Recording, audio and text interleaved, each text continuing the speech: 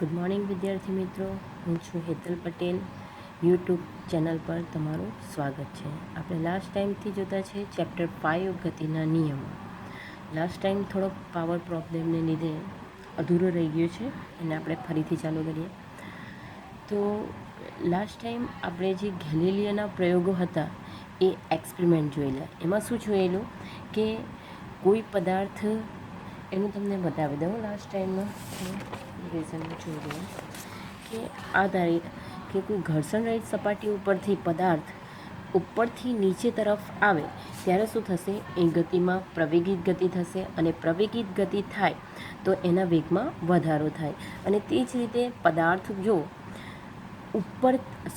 નીચેથી ઉપર તરફ જ્યારે જાય ત્યારે શું થશે? એના ઉપર પ્રતિપ્રવેગ ઉત્પન્ન થાય, અને જેને કારણે એનો વેગ ઘટશે. અને સમતલ સપાટી, જ્યારે ઘર્ષણ રહિત સમતલ સપાટી હોય તો એ પદાર્થની જે ગતિ હોય, એનો વેગ, એનું મૂલ્ય અચળ જળવાઈ રહે છે. એને નિયમિત ગતિ તરીકે ઓળખવામાં આવે છે. નિયમિત ગતિમાં શું હોય કે એનો વેગ અચળ હોય છે, પણ એમાં પ્રવેગ પણ નથી અને પ્રતિપ્રવેગ પણ નથી, જેને કારણે એના બળનું મૂલ્ય શું થશે? લાસ્ટ ટાઈમ નિયમિત ગતિ માટે તમને એક ગ્રાફ પણ મેં બતાવેલો, જે તમારે આવી જ જાય છે 3rd ચેપ્ટરની અંદર, સુરેખ પથ પર ગતિમાં. ઓકે, લાસ્ટ ટાઈમ અને સુરેખ પથ પર જે ગતિનું ચેપ્ટર છે એમાં આ ટાઈપના ગ્રાફ આવી જાય છે. આ જે છે નિયમિત ગતિ માટેનો ગ્રાફ છે, સ્થાનાંતર વર્સિસ સમય. આમાં શું થશે? વેગનું મૂલ્ય જે છે એ તમારું અચળ થઈ જાય છે, જેને કારણે પ્રવેગનું મૂલ્ય કેવું થઈ જાય? શૂન્ય. કારણ કે એ બરાબર આપણે શું કેવી રીતના શોધીએ છીએ પ્રવેગનું મૂલ્ય? એ =dv/dt. એટલે વેગ અચળ હોય, અચળનું વિકલન હંમેશા શૂન્ય થાય છે. એ જ રીતે બળ F = ma, એનું મૂલ્ય શૂન્ય, તો આનું મૂલ્ય તમારું થઈ જશે શૂન્ય. એટલે નિયમિત ગતિની અંદર વેગ અચળ થાય, પ્રવેગ શૂન્ય થાય, અને જેને કારણે બળનું મૂલ્ય પણ શૂન્ય થાય છે. એ જ રીતે આપણે વાત કરીએ કોઈ સ્થિર પદાર્થ. તો પદાર્થ સ્થિર હોય એટલે કે એના ઉપર કોઈ પણ પ્રકારનું બળ જે છે એ લાગતું નથી. તો આ બંને વસ્તુમાં તમને એક વસ્તુ કોમન જણાશે. સ્થિર પદાર્થમાં એમ તો વેગ પણ શૂન્ય હોય છે, બરાબર છે. પદાર્થ ગતિ કરતો નથી, એક જ જગ્યા ઉપર છે એટલા માટે. પણ આની અંદર તમને બળ જે છે એ સમાન જણાશે, કે બળનું મૂલ્ય જે છે એ સમાન થશે. થોડુંક એને આગળ જોઈએ નિયમિત ગતિમાં, કે બળનું મૂલ્ય શૂન્ય કેમ થઈ જાય છે? સપોઝ કોઈ કાર જે છે એ અચળ વેગથી ગતિ કરે છે. સપોઝ એનો વેગ જે છે 30 km/h. તમારે આ વેગ કોન્સ્ટન્ટ જાળવવો છે. રસ્તા પરથી પાસ થાય એટલે રસ્તાનું ઘર્ષણ બળ જે છે એને ઓપોઝિટ ડાયરેક્શનમાં લાગશે. ઘર્ષણ બળ એને આપણે એક્સટર્નલ ફોર્સ તરીકે લઈએ. હવે એક્સટર્નલ ફોર્સ લાગતું હોય તો એની ગતિમાં ઘટાડો થવો જોઈએ. આપણે આટલા વેગ જે છે એ અચળ જાળવી રાખવું છે. એના માટે તમારે કારમાં કોઈ ઇન્ટરનલ ફોર્સ જે છે એ આપવો પડે, આંતરિક બળ આપવું પડે, કે જે આ ફ્રિક્શન બળ જે લાગે છે એનો વિરોધ કરી શકે, કે જેને કારણે તમારી ગતિ જે છે એ અચળ જળવાઈ રહે. તો આને કારણે કાર પરનું પરિણામી બળ કેટલું થશે? F પરિણામી બરાબર F internal plus F external. બહારથી બળ લાગે છે એના જેટલું જ, પરંતુ ઓપોઝિટ ડાયરેક્શનમાં. અહીં F ઇન્ટરનલ = -F એક્સટર્નલ થવાથી આનું મૂલ્ય કેવું થઈ જાય? શૂન્ય થઈ જાય. એટલે નિયમિત ગતિ અને સ્થિર પદાર્થ એ બંનેની અવસ્થા તમે કેવી કહી શકો કે સમાન છે. કોઈ વાર તમને ક્વેશ્ચન પૂછી શકે કે પદાર્થની સ્થિર અવસ્થા અને નિયમિત વેગની અવસ્થા સમાન છે, સમજાવો. તો આ રીતે તમારે સમજાવવાનું છે. એટલે તમે કહી શકો કે સ્થિર પદાર્થની અવસ્થા અને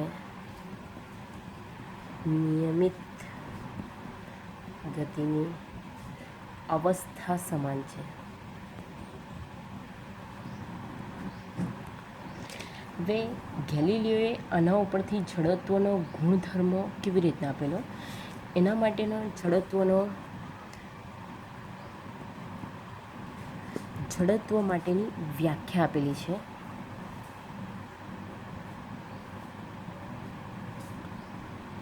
કે જો પદાર્થ પર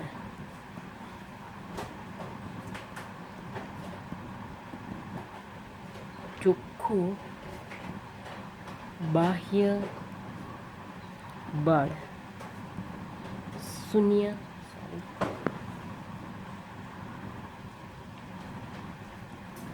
હોય તો સ્થિર પદાર્થ સ્થિર જ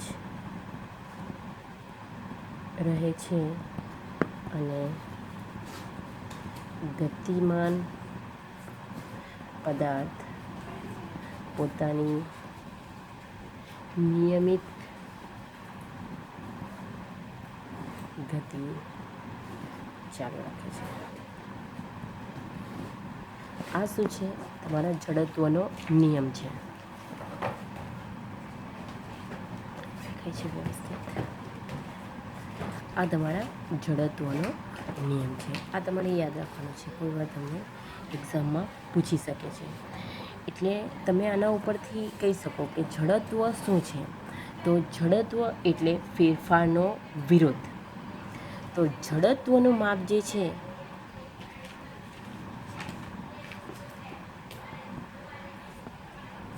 એટલે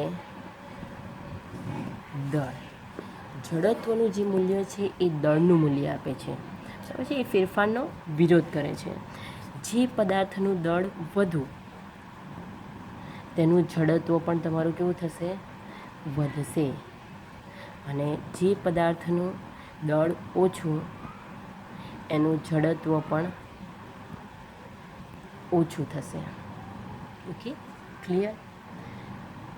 હવે જડત્વના નિયમને આધારે તમે કહી શકો કે કોઈ પણ પદાર્થ આપમેળે તેની સ્થિર અવસ્થા કે ગતિની અવસ્થા જે છે એ બદલતો નથી, જ્યાં સુધી કોઈ બાહ્ય બળ ન લાગે ત્યાં સુધી. હવે આપણે જોઈએ ન્યૂટનના ગતિનો પ્રથમ નિયમ. હવે જે ગેલિલિયોએ જે એક્સપેરિમેન્ટ કર્યા, ગેલિલિયોએ જડત્વનો નિયમ કોણે આપેલો છે? ગેલિલિયો. તો ગેલિલિયોએ જે નિયમો આપ્યા એ ન્યૂટન માટે એક બેઝ બન્યો. એના ઉપરથી જે ગેલિલિયોના પ્રયોગો પરથી એણે પોતાના એક્સપેરિમેન્ટ જે છે એ આગળ વધાર્યા અને તેના ઉપરથી તમે આગળ ભણીને જ આવેલા છો કે ન્યૂટને ગતિ માટેના 3 નિયમો. એમાં આપણે જોઈએ ન્યૂટનનો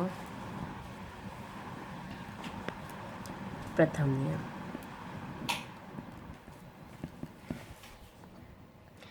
કે દરેક પદાર્થ, આ સ્ટેટમેન્ટ છે તમારે યાદ રાખવાનું છે, દરેક પદાર્થ તેની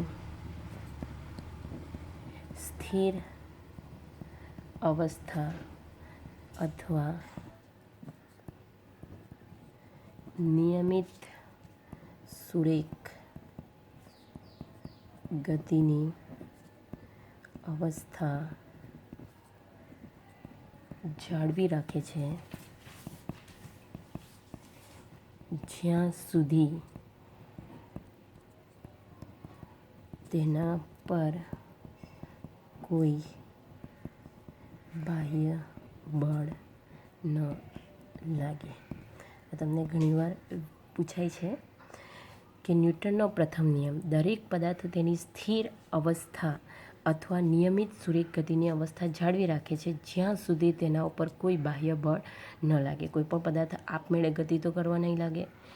કોઈ પદાર્થ સ્થિર હોય તો એને કંઈક બળ આપવામાં આવે તો જ એ પોતાની અવસ્થા જે છે એ બદલે છે. અને કોઈ પદાર્થ નિયમિત વેગથી ગતિ કરતો હોય તો જ્યાં સુધી કોઈ એને બાહ્ય બળ નહીં આપો ત્યાં સુધી એની ગતિની અવસ્થામાં ફેરફાર થતો નથી.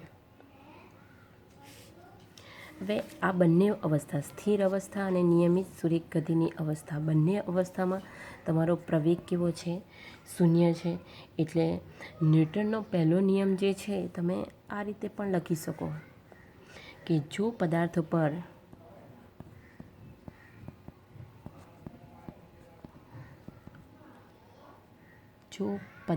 પર ચોખ્ખું બાહ્ય બળ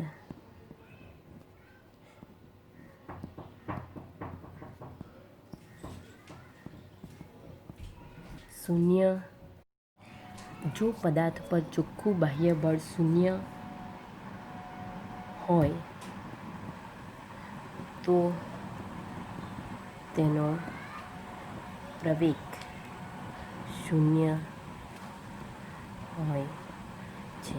આ રીતે પણ તમે વ્યાખ્યા જે છે એ ન્યૂટનના પ્રથમ નિયમની આપી શકો, કારણ કે ચોખ્ખું બાહ્ય બળ શૂન્ય હોય તો તેનો પ્રવેગ શૂન્ય હોય છે. જો ચોખ્ખું બાહ્ય બળ શૂન્ય ન હોય તો જ તેનો પ્રવેગ જે છે એ અશૂન્ય રહે છે. આના માટેના તમે ઘણા બધા ન્યૂટનનો પ્રથમ નિયમ જે છે એ માત્ર બળ પર ડિપેન્ડન્ટ છે, એટલે એ બળની વ્યાખ્યા જ આપશે. ન્યૂટનનો પ્રથમ નિયમ જે છે બળની વ્યાખ્યા આપે છે. બળની વ્યાખ્યા આપણે શરૂઆતમાં પણ જોઈ ગયા કે જે ભૌતિક રાશિના કારણે સ્થિર પદાર્થ ગતિમાં આવે અને ગતિ કરતા પદાર્થના વેગમાં ફેરફાર થાય તો તેને બળ કહે છે. એટલે બળની વ્યાખ્યા આપે છે, પણ ક્યારે પણ બળના મૂલ્ય વિશે માહિતી નથી આપતો.